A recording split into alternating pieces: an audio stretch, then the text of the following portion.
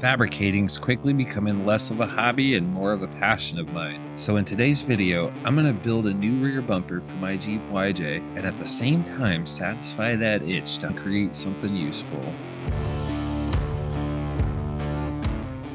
So the idea with this build is to replace that Dirtworks tire carrier bumper deal. It's clapped out and I wanted to make this like as simple as possible, and it's going to be really kind of detailed, and we're going to emulate the one that's on there already minus the tire carrier part. Okay guys, this is basically everything you're going to need to do this. It's some 2x4 square tubing. It's 1/4 inch thick, which is like super beefy and heavy, which is fine by me because I like overkill. We got some 1/4 inch thick C-channel. I think it's 3 inches wide, and that is to build these right here. There's 4 of them that attach it to the Jeep. And then right here we've got some 1/2 inch plate. These are going to be for the D-rings, except for I'm going to try to sink them through to the back side so I can weld them on the back and on the front.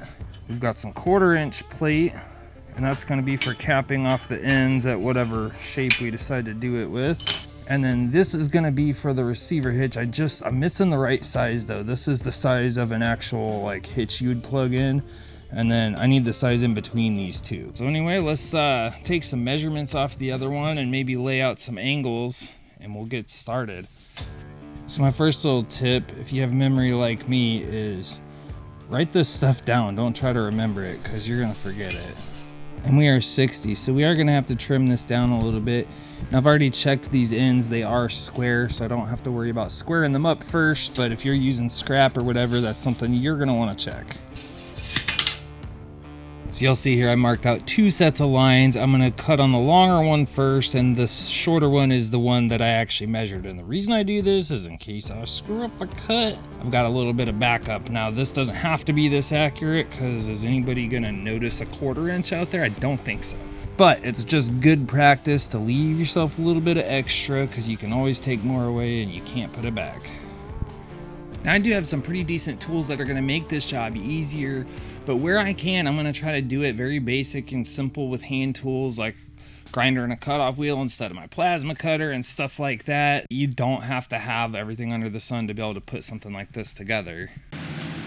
So there's that. It ain't quite 100% perfect cut when you use a cutoff wheel, but it's pretty close. I realize now I should have laid out my angle first and just made my cut like that, but whatever, we'll do that part now. You could come down really steep like that, or you could come about halfway down. I am probably going to do something between these two, something like that.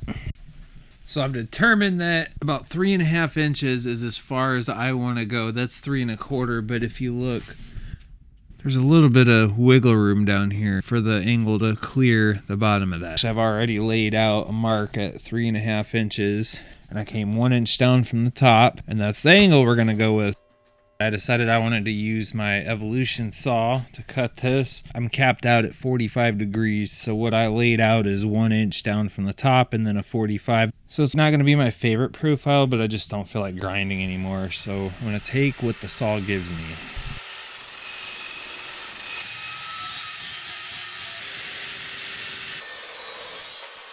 Look at how clean this freaking thing cut. These saws are so awesome. So I think the next logical step in the process is capping off these ends, which I've got this stuff for. Now there's a couple ways you can do this. You can try to put a bend in this to match that. But what's going to end up happening is your bend is going to have a radius curve to it. It won't just be a sharp bend like this. So then you're going to end up having to cut away or grind away some of this corner. And I kind of want to keep that sharp look. So what I'm going to do is place this about right there. And I'm going to cut 2 different pieces. One right there. And then I'm going to cut another second piece to go right there. And I'm going to taper all these edges so I got somewhere nice for the weld to go. So this is pretty much what we came up with. So we're going to have a nice little bevel there.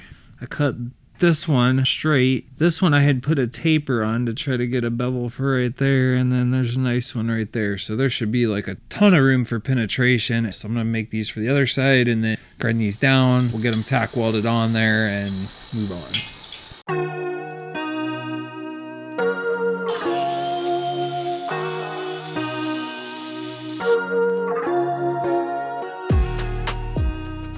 Alright, so now I got the pieces fit it up, you can see that like there's a nice groove all the way around this to weld into. And if it ends up a little wonky here and there, we'll grind it flush. I'm not gonna leave these as exposed welds. And this one doesn't want to sit where it needs to sit. Let's get this tacked up and get going. So in this video, you're gonna see my plan change and evolve a couple times, and you are also gonna see me make a few mistakes. But I'm leaving that stuff in there because I want you to see how the creative process goes sometimes and what you can kind of do to overcome that when those little problems or changes in build direction come along. One of the things I love about fabricating is the fact that you can always find a way to challenge yourself and push yourself to get a little bit better. So I took this opportunity to practice some out of position welding. I tried to wrap some of these corners. I tried going downhill and even downhill on a weird slant, because the way I see it, I knew I was grounding these off anyway, and if I made any mistakes, it wasn't gonna be very costly. Definitely not my finest work, but it'll do. Let's get the other side welded up and we'll ground her down, and then we'll move on to, I don't know, what should we do next? Should we do the mounts? Or should we do the D-rings or the hitch?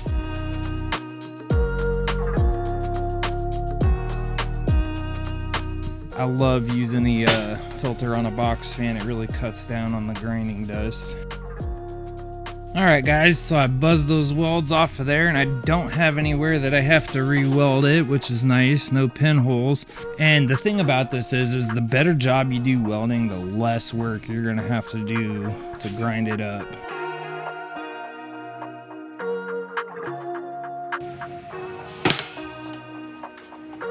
All right, guys, so I got this sitting up here. I marked center line on the tube. So what we need to do now is transfer a bunch of marks for all 4 of these mounting points, but we're gonna draw our lines for the hitch. And then we are also gonna position these, which right now they're favoring toward this mount.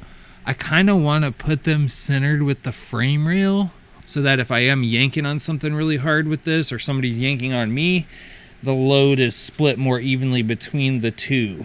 So if you're wanting to copy this bumper, the next 2 things that I do are actually going to be optional, and that's the D-rings and the tow hitch.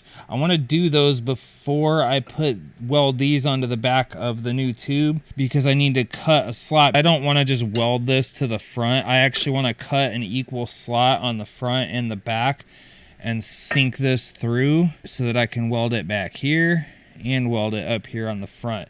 And this is going to be in the way for that. So I don't have the tubing I need for this yet, but it'll be pretty easy using the center line and those 2 marks to draw where I need to make the cut for this. So I'm probably going to cut one of those out with a cutoff wheel. I'm probably going to use the plasma cutter on the others just because I'm lazy. I'm getting everything laid out right now. That's for the D-ring. So I'm going to lay out that. So for these, I'm basically going to just center them up on my marks. And I'm going to Sharpie all the way around it. I'm going to do that same thing over there. And then I'm going to have to do it on the back also so that I can slide this right on through.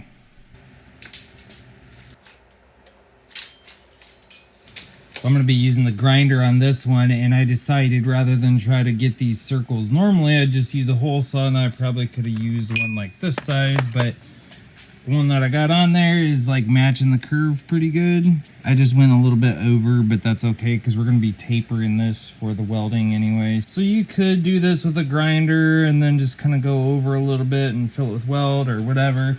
This is another way. You know, there's always like a bunch of ways to do stuff, and this is just how I chose to.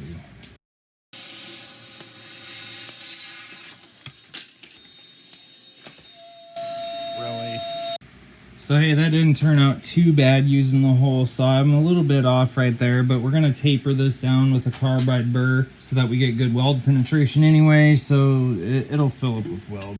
So this little thing right here is like my most favorite and most hated tool all in one. Not the die grinder, but the carbide bit. These things do such a good job at getting into really tight spaces and putting tapers on things and getting into corners and all that kind of stuff. They just leave little razor slivers of death that get in your skin, so you want to cover up good and clean up good after you use this thing. If you want to check these out, I think I got a 10-pack, different shapes and sizes for like 20 bucks on Amazon. I'll leave a link down in the description and check them out. They're worth it though.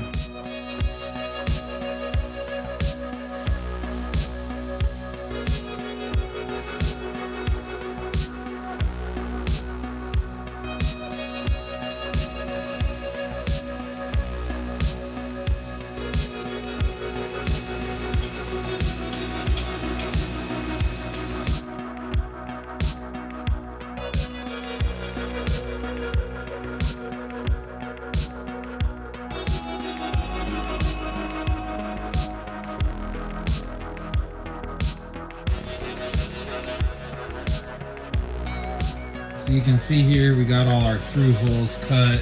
I've got the tabs fitting through, but I need to grind a little bit more away because it's got it tilted downwards. So I'm just gonna clean all that up. And we gotta start cutting all this stuff down to size. I think this is gonna be 5 inches. I've got this marked. This one's actually the size it's gonna be. I'm just gonna square it up, and then we are gonna put little tapers on it, drill holes through it for the D-rings and all that kind of fun stuff. So I better get busy.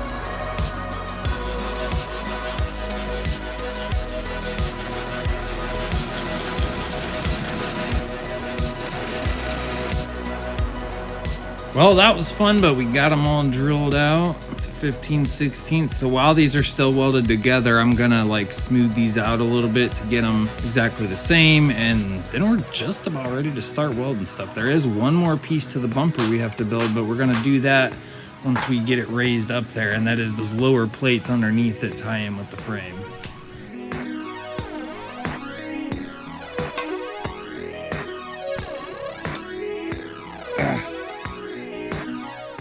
So now it's just a matter of squaring this baby up and we'll tack her on.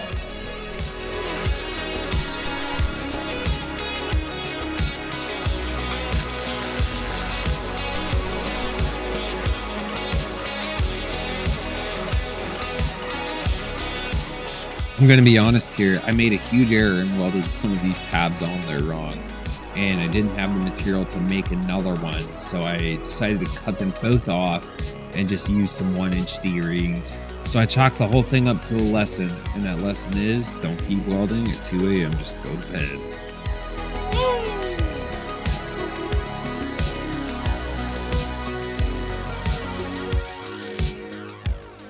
Okay guys, change plates.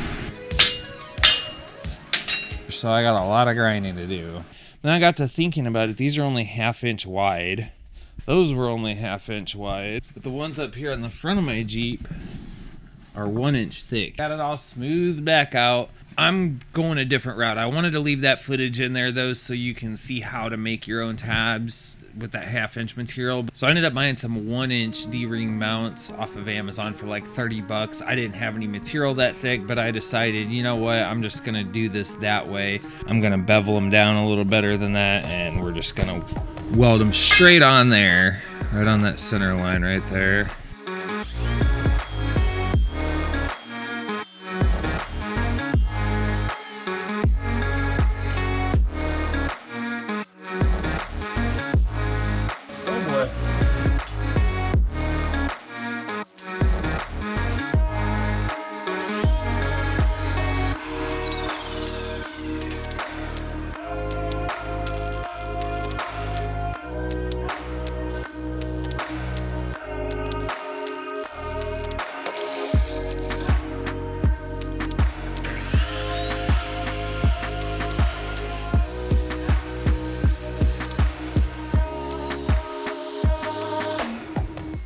Okay, we got the old bumper out and set on here, and what we're gonna do now is mark these old mounts on here so that we know where these go. And then I'm also gonna mark these lines so I know where that goes. I gotta get some more material to make these, and then we'll figure out how we're gonna do the holes.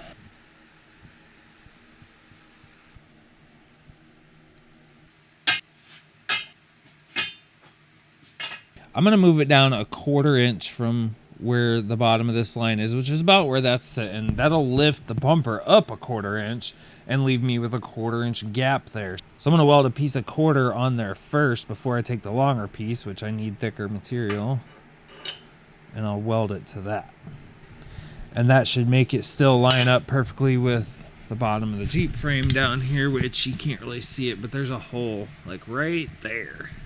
And that should be like a nice compromise. They'll sit, you know, slightly below the top and slightly above the bottom.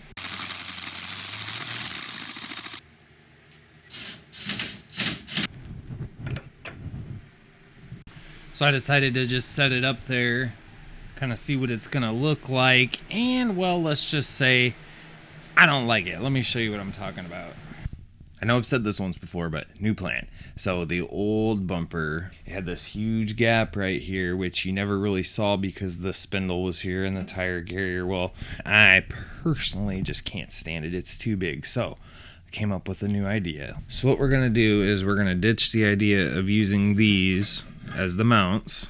We're gonna make the bolts come in through here directly into the bumper. I'm gonna drill and tap this. It's 1/4 inch thick. To me, I'd like a little more thread engagement. So I'm gonna take a piece of 1/4 inch strip and I'm gonna weld it on at all 4 of the locations, and then I'll drill through so I'll have a 1/2 inch of bolt engagement. And then this is gonna be scooted way in. Okay, so that's what it looks like with, there'll be the 1/4 inch gap there, and then that looks so much better. So I'm gonna work on that next, and while I got you on here, the weld-in hitch receiver came in. So it actually doesn't even fit in the hole I have, so I'm gonna have to grind that out a little bit better. I don't want it sticking a mile out. I want it about just enough room to get this pin in right there. So I'm gonna have to cut some of that off of there.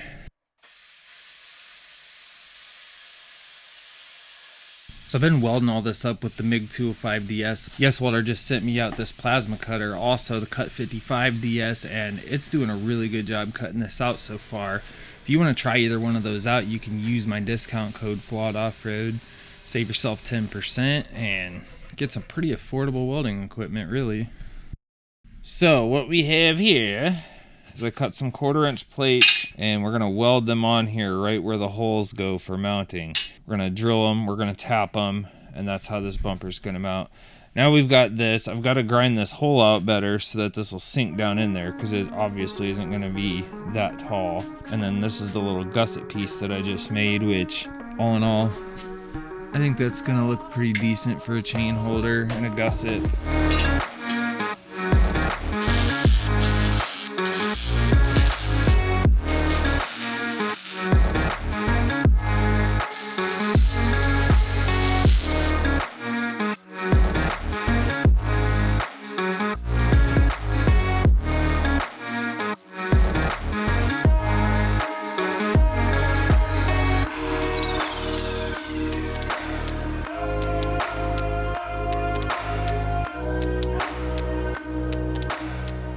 Okay, so I got all those welded on. I got the hitch welded on. I'm letting that cool right now because this is just way too hot. And I need to go up the side of that gusset right there. Haven't done that yet, but this thing's just gotten so hot and I don't want it to work. But all I gotta do is finish that, and then we can set this over there to mark those holes and drill them, and then we're just about done.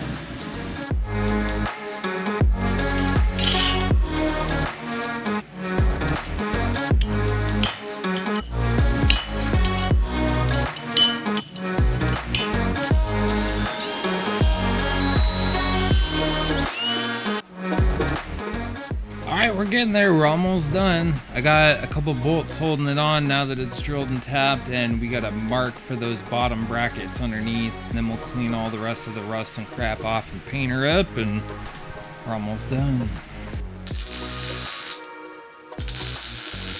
So, you know, the more things I build, the more I realize it's really hard to just stick to a plan. It kind of just evolves as you go, and you start seeing, hey, this will work better, that'll work better. And so, you know, that's what happened in this video. But in the end, I think it turned out a whole lot better than what my original idea was, and that's all that matters.